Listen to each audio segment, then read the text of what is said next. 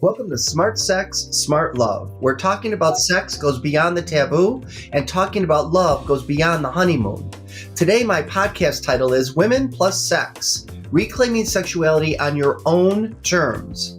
My guest today is Dr. Kate Balestrieri, a licensed psychologist, certified sex addiction therapist, PACT therapist, and founder of Modern Intimacy, a group therapy practice in Los Angeles, Miami, New York City, Denver, and Chicago. She's a regular contributor to @Poosh, P-O-O-S-H, Your Tango, and Psychology Today, and serves as the in-house expert for House of the Wise of Jimmy Jane. Throughout her work, Dr. Balestrieri focuses on helping people build resilience and recovery from their pain and discomfort and lead a life where they can thrive holistically. Today, she's going to talk with me about women reclaiming sexuality on their own terms. Welcome, Kate. Hi, Joe. Thanks so much for having me today.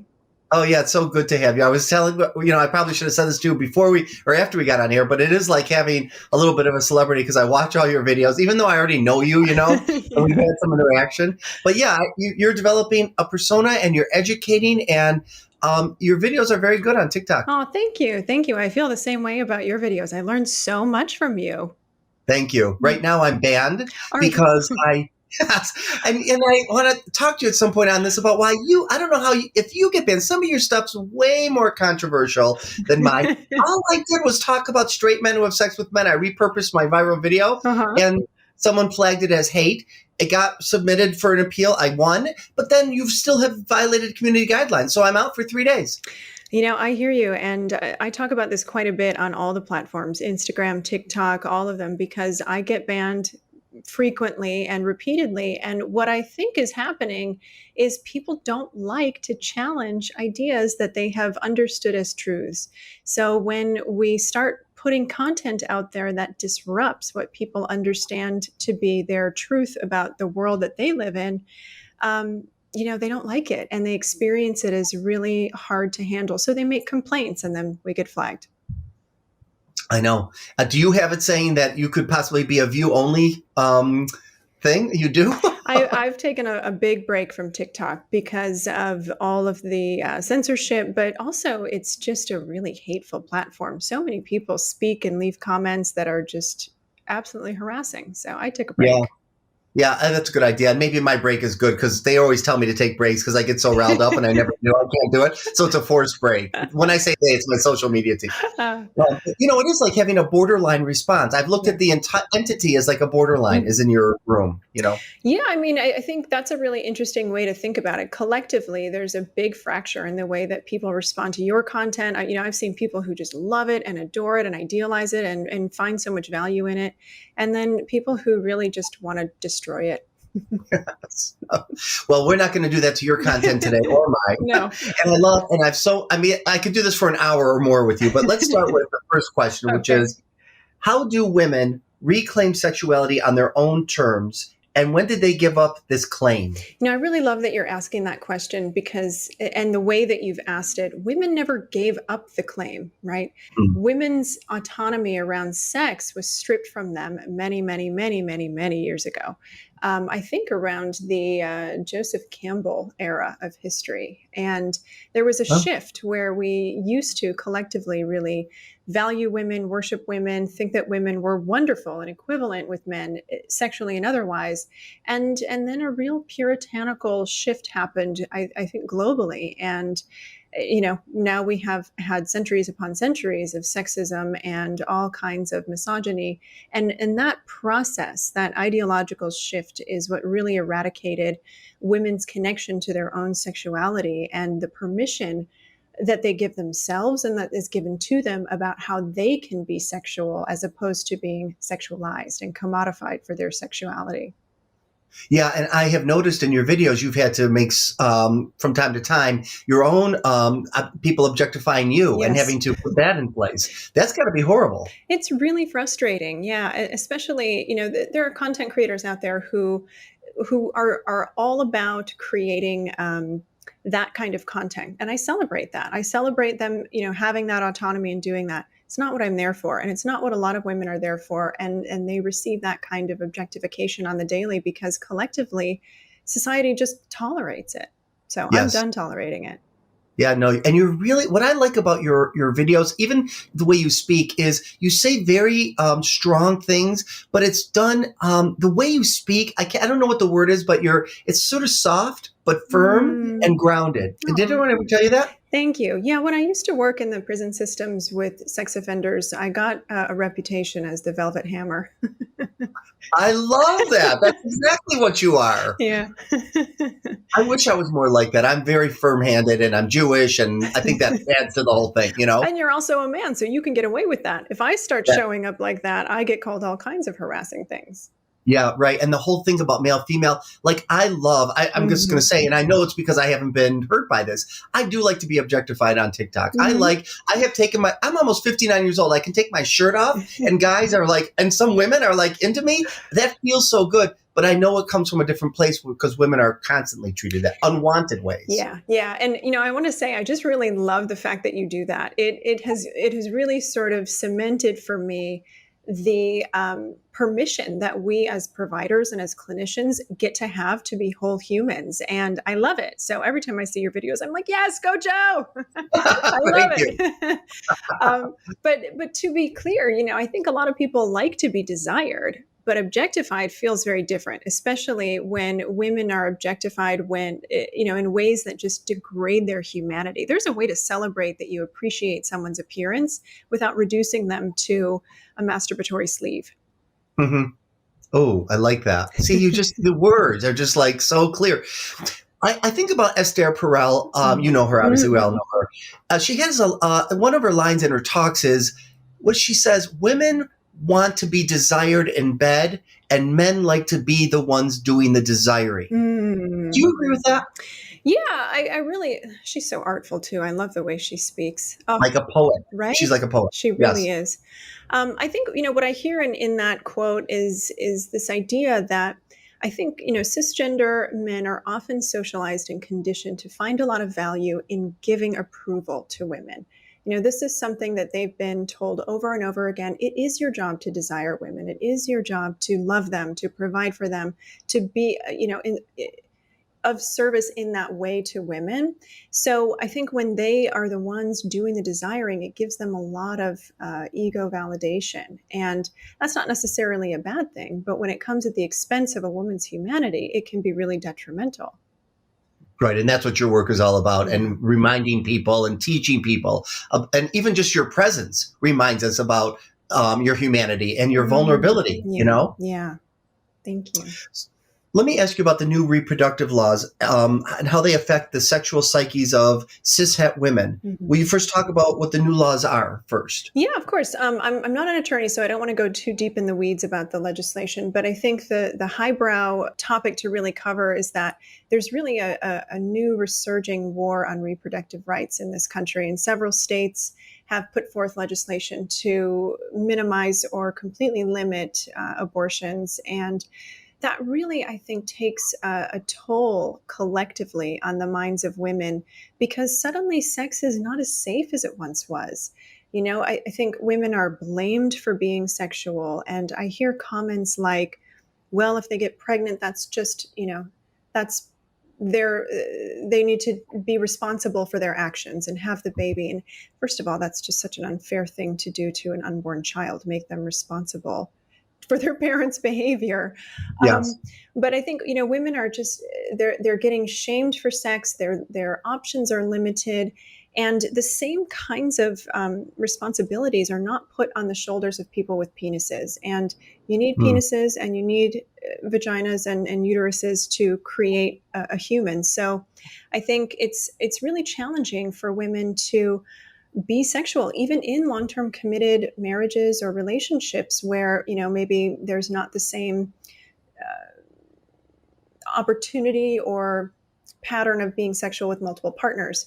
So I see a lot of women who are really confused. They don't know what to do, because now having sex with their husband maybe isn't even safe anymore, because what if they get pregnant and they're not planning to have any more children, and it's not something that's an option for them. So women are put in this really, really difficult double bind of wanting to be whole humans who get to be sexual, and having to be the only people who are going to bear the consequences of an unwanted pregnancy. At least that's sort of like the myopic view. No, I like your view. It's so strange to me to watch the juxtaposition of the Me Too movement and the growing social justice for women, and then to watch this, Yeah. Yeah. Well, I think that bifurcation is loud right now because as we move toward a collective shift in our society, the people who have benefited from the old structures are really getting scared that they're not going to benefit anymore. And so they're Yeah. going to push back and punch down so that they can try to keep as much control as they think is merited. How does inconsistent emotional labor in relationships influence low libido? Yeah. So one of the things that is really, really hot right now on TikTok is this conversation about emotional labor and weaponized incompetence. Have you heard that term? I have, but I don't know what it means. Yeah, this is like one of my favorite terms ever. Weaponized incompetence is a term that really means somebody is playing dumb or doing things wrong so they can get out of having to do things at all. Oh, Yeah. okay. I didn't know that. It meant that. Okay. Oh, yeah. Yeah. So we see this a lot in straight cisgender relationships because, again, women are socialized to be hyper responsible and they're conditioned basically from birth to be mothers and take care of the home and do all the things. And men are not given that training, that language, that responsibility. So as adults, women end up being a lot more overfunctional. And I'm saying this in very big generalizations. I know not all women, not all men, just for any haters out there listening. Yes. But they'll hate anyways. They'll hate anyway, yeah.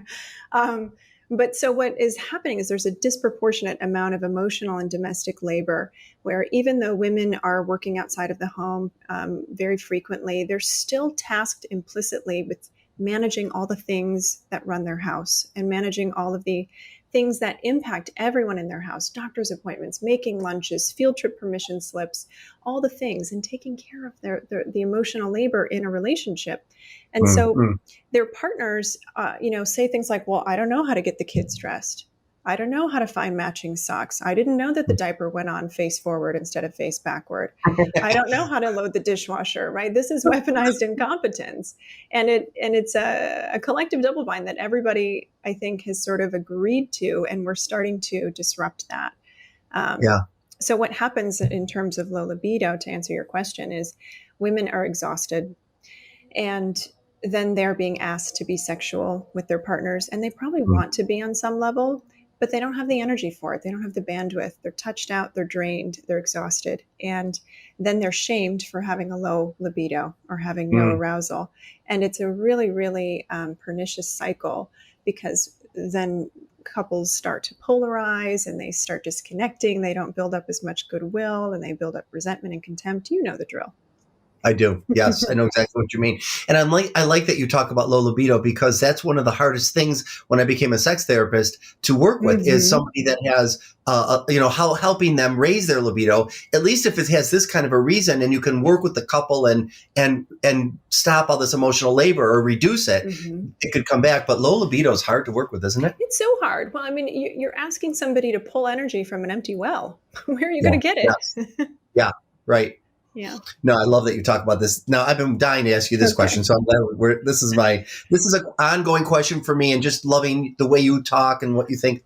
So you talk about purity culture, reinforcing a Madonna-whore complex, makes women the gatekeepers for sex and worth, which increases harassment and sexual violence. I want to hear your views on that. Yeah, this is one of the really unfortunate ripple effects of purity culture, right? When you make one gender responsible for saying yes or no to sex all the time, then you're putting a ton of pressure on them being the people who facilitate other people's needs being met and their own needs being met. And they're also saddled with all of the emotional and social consequences of that. If they say yes, they're a whore. If they say no, they get to uphold all of that worth that is attributed to the Madonna or somebody who remains pure, if you will. But then they're frustrated sexually and shamed, and their partner is not getting what they need sexually in the relationship or just in dating. So we create this kind of cat and mouse game with purity culture that says women have to say no and men have to chase, convince, coerce, and take. And it's just this really unfortunate gatekeeping situation, which then creates the very kinds of pressures that a lot of men say they don't want, pressures to commit. Well, if you're going to shame women for being sexual, but you don't want a commitment, how do you think that's going to work out, right? Mm-hmm. And I think collectively, as a society, we really have to sit back and ask ourselves, what purpose is this serving? And how are we creating a successful outcome or a lose-lose situation with some of these double bind rules that we have socially? Do you have ways that you help these kinds of couples when there is a Madonna-whore split? Absolutely. I work with so many people who experience that kind of love-lust divide or Madonna-whore complex. I sort of see it in gradations because a love-lust divide, I think, is pretty natural and to be expected when you've been with someone for a long time. But for people who have higher levels of sexism and who really adhere to some of the rigidity of purity culture mandates, there Mm-hmm. does tend to be an amplified Madonna-whore complex where women is seen as all good and to be provided for and protected, or all bad, and therefore I can shovel all of my sexual and erotic energy your way and destroy you, and I don't have to care about you. So Mm-hmm. it's I think it requires a lot of deconstruction and understanding how somebody came to develop that ideology and what they really want to maintain, and then we work on helping them build a healthy construct and a healthy script for arousal. But it takes time. It does take time. Yeah. Can you talk also about online sexual harassment and how it influences libido? And we were just talking about this, right? I'm so Right. curious. Do you get a lot of sexual harassment as a man? No, I do. I don't. I get a lot of sexual interest. Mm-hmm. They slide into my DMs, and I'm just very polite. Thank you, but that's not what I'm here for. Mm-hmm. But I don't get. It doesn't. It's not. I never really had creepy come to me. Oh, you're so lucky. Mm-hmm. You're so lucky. I think on a daily basis, I get some sort of unsolicited nude photo, or I've been getting a lot of audio and video, unsolicited Oh. audios and videos sent my way on Instagram and other platforms. It's really difficult to stomach sometimes the amount of entitlement that people have toward the female body. So a lot of women who receive these kinds of unsolicited advances and harassing narratives and dialogues and images, they start to see sex as something that's unsafe. And they start to see men as as people who are unsafe. And that implicitly starts to shut them down little by little to the idea of being sexual volitionally, right? Mm-hmm. It's really hard to create a lot of erotic energy if you feel like you have to be self-protective all the time. Yeah, right. That makes so much sense. Mm-hmm. Yeah, I don't get videos. I mean, I do get those kind of pictures that but I guess I don't find them creepy. In the gay community, it's like normalized, Yeah. Maybe I should think of it as creepy, but I just think, okay, just sent me a dick pic, whatever. I'm just going to say, thanks, but no thanks, Yeah. or I ignore it, But I totally get that for a woman, especially when it's constantly and it's unwanted. It's not good. Yeah, and it's not just about that. When you say no or don't respond, often there's a retaliatory response. There's a critiquing of appearance or calling Oh, names or oh, threats to report you for your content. And it's like, what? There's this one-sided just conversation happening that you can sort of watch the arc of someone's hope and then the arc of their anger when their hope is not met. And it's really, really difficult to watch and can be really scary. see, that is information I wouldn't know. Like that doesn't happen. If sent me a picture. Oh, I sent back, don't, and then it stops. But for a lot of women, it doesn't. And it makes sense what you're telling me, but I don't think that way because I don't know that men do that. Yeah. Yeah. Well, I mean, a whole other conversation could be why do straight men do that to women and gay men don't? Not that gay men never do it to other men, but it's so much less, it seems. Yeah. Well, gay men aren't women, right? And so Right. they don't get kicked the same way women get kicked, right? Because there's not the same expectation of women being in servitude to men's needs. Yeah, that's true. God, I want to have you back and talk about all that. But I mean, I want people to go to your TikTok and your Instagram is amazing. Oh, thank you. we'll talk about that. Yeah. What about sex after sexual trauma? What can you, I know it's a short thing here, but like, how could you explain that? Yeah, well, for anybody who wants more information, if you don't mind a shameless plug, you can No? go, thank you. You can go to my YouTube channel, Modern Intimacy, and I've actually got about an hour and a half long webinar that I did about the dimensional impacts of sexual trauma for survivors. That can be a great place to start if you're really kind of trying to understand how has my trauma impacted me and how do I talk about it with a partner. But sex after trauma, it can be really hot and exciting again, but it takes sometimes a little bit of intention and a little bit more communication. So, Yeah. I certainly don't want to sound reductionistic and say that it's easy, but learning how to be present in your body and staying in the moment and communicative with a partner about what works, what doesn't, when you feel triggered, when you feel alive and excited. These are things that can help you take sex back on your terms. And I always say too, you're going to get provoked. You're going to have triggers that come up, and expect that, and then have a protocol in place so that you can talk it through. Totally, totally. And sometimes people actually like to incorporate elements of the trauma into their volitional sex play because it gives them a way to have their power back and to take Yeah. control over a situation where they felt really helpless. I saw you talking on TikTok about CNC, consensual non-consent, and I was shaking. I'm like, because everybody wants me to talk. All my followers, I'm like, I'm not fucking talking about this on TikTok. I'll be banned for life. But you didn't get. Yeah, I didn't get banned for life. I did. Just like a funny aside, I just was contacted by Vice in Japan, and they want me to talk about CNC kink because apparently in Japan, I didn't know this, there are like whole erotic fantasies that get played out in a simulated experiment where people are going onto a simulated bus where everybody there has consented, of course. But they're acting out fantasies of frotteurism and groping and other kinds of things. And I thought, well, isn't that interesting? And the question is this okay? Or is it setting up an implicit permission for people to do this in non-simulated real life? That's great. I can't wait to read that article. And then the last question I want to ask you is, you recently wrote an article about queer majority that called for a reclamation of the word slut. You made the assertion that sex positivity is necessary for world peace. Could you speak on that? Yeah, it's a big statement, right? Call me a slut for world peace. Yeah, the article's for queer majority, and I think it's out, but if it's not, it should be soon. And in it, I really started thinking about what's going on in the world with this regression, right, of sexual repression that we were talking about earlier. Is there is a movement for sexual liberation and then a pushback. And just like many communities have taken words that have been shaming and degrading and reclaimed them as their own, I'm calling for us to do that with the word slut. And let's make this a positive thing that doesn't necessarily have anything to do with how many people you've been sexual with, but speaks to a sex positive mindset, right? Like you get to be sexual in a way that's meaningful for you. Go slut, go, right?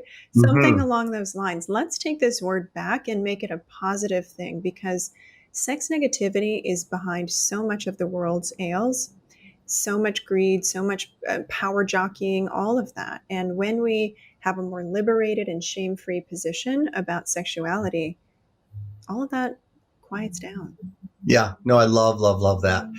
We have a few more minutes left. Is there anything we didn't talk about that you want to make sure is added? Oh gosh, I feel like we could talk about so many things. Yeah, I can't really think. I mean, nothing that we could go into with real depth. Then I have one more question. Okay.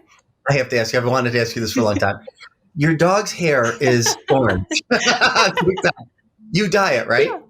Okay, all right. It's so cute, but I thought it can't be real, right? No. She's apricot in color, but I got a little creative a few years ago and cut her hair like a lion and then dyed her mane and dyed her tail. And I just loved it so much, I kept it. I love it. And I have to tell you, one of the sweetest videos, and I have watched it several times. I don't know why it really touches me, is you talking to your young self. Oh, thank you. Oh my God. I don't know what it is about your video, but just no talking and the words and the way you look and everything. I don't know. That was very brave of you to make. Oh, thank you. Thank you. That was a vulnerable video to make because it touches on a pain that I think a lot of women go through when they make certain life choices that differ from the trajectories their families have decided for them. So Mm-hmm. that was tough, but I really appreciate you saying that and seeing the tenderness in it. Yeah, and it's pinned to your profile so people can see it easily. Yeah. Okay. So, Kate, where can people find you? On Instagram and TikTok, they can find me at Dr. Kate Balestrieri. It's DrKateBalestrieri. Lots of vowels in that name. And on Twitter, Kate Balestrieri, or my website, modernintimacy.com.